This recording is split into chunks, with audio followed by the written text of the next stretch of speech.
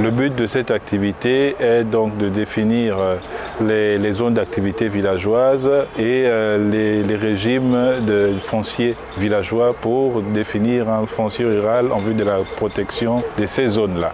Il a été prévu dès l'entame du projet la création ou l'adoption d'une méthodologie test pour but donc d'être réalisable dans les temps prévus par le projet, mais également tenant compte des moyens logistiques et financiers fournis par le projet.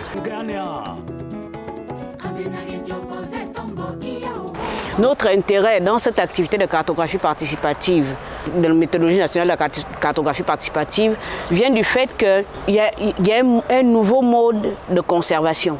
La conservation, elle devrait être aujourd'hui une conservation inclusive et impliquant au maximum les communautés.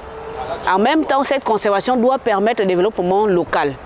Et TNC est dans la logique de ce nouveau mode de fonctionnement qui est aussi demandé par le gouvernement gabonais.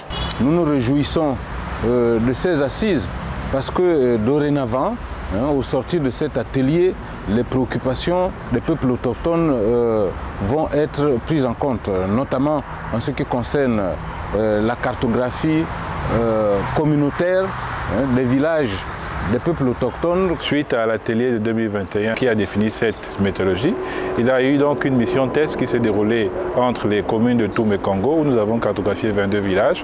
Donc cette phase test pilote aujourd'hui a constitué la restitution. Donc c'est un deuxième atelier de restitution de cette phase pilote où nous avons eu à présenter d'une part les résultats que nous avons obtenus et nous avons également présenté la méthodologie de base de 2021 et les amendements que nous avons eu à faire par rapport aux réalités de terrain.